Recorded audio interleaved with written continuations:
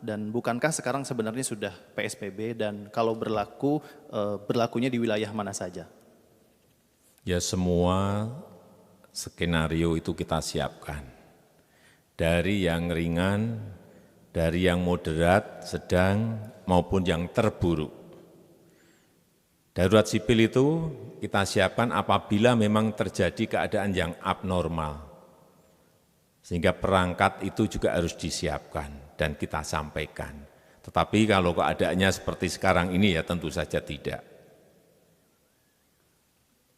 Kemudian mengenai PSBB,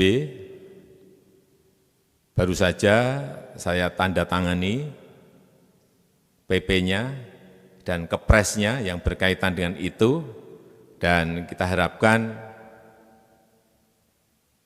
dari setelah ditandatanganinya PP dan Kepres itu mulai efektif berjalan. Oleh sebab itu, saya berharap agar provinsi, kabupaten, dan kota sesuai dengan undang-undang yang ada, silakan berkoordinasi dengan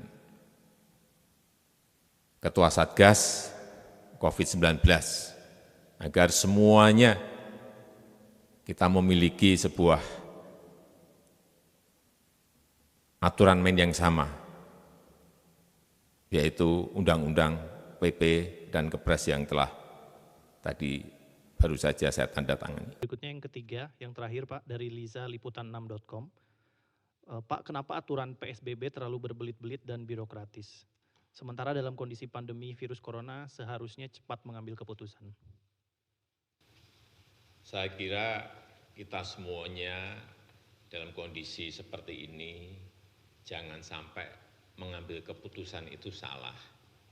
Semuanya harus hati-hati dan tidak gerusa-gerusu. Dan juga perlu saya sampaikan bahwa pelaksanaan PSBB ini tidak diberlakukan secara seragam di seluruh Indonesia, melainkan kita ingin melihat kondisi masing-masing daerah.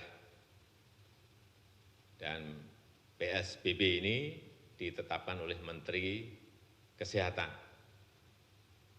Dan kita tahu bahwa keputusan memberikan PSBB atau tidak, baik itu yang berkaitan dengan peliburan sekolah, penutupan kantor, pembatasan kegiatan keagamaan, pembatasan kegiatan-kegiatan di umum, ke sejumlah rumah sakit. Sementara untuk antisipasinya, ini masih berupa meminta masyarakat untuk tidak keluar rumah, namun tidak terlalu ketat seperti lockdown, namun semua masyarakat diminta untuk tinggal di rumah, dan apabila keluar dari rumah itu hanya diperbolehkan untuk melakukan tindakan yang esensial, ataupun apabila mereka tidak menaati aturan social distancing dan lain sebagainya, ini bisa diancam. Dan bahkan polisi pun sudah harus bertindak, khususnya seperti di wilayah yang cukup terdampak seperti di kota New York ataupun negara bagian New York. Dan bahkan di ibu kota Amerika Serikat, Washington DC, sudah diterapkan aturan untuk tidak boleh keluar rumah sama sekali, dan ini juga ada penerapan denda apabila terbukti melanggar begitu. Namun untuk sampai saat ini hanya diperbolehkan masyarakat yang ingin membeli barang-barang kebutuhan ataupun juga memerlukan bantuan medis, dan inilah yang saja diperbolehkan keluar dari rumah. Sementara yang lainnya diminta untuk tetap tinggal, dan ini salah satu cara yang cukup efektif untuk menekan penyebaran virus corona di Amerika Serikat. Selain itu juga kegiatan keagamaan juga dihentikan yang dilakukan di tempat publik, dan juga setiap tempat umum seperti tempat pertemuan, convention center, ini semuanya dialihfungsikan menjadi rumah sakit. Marvin.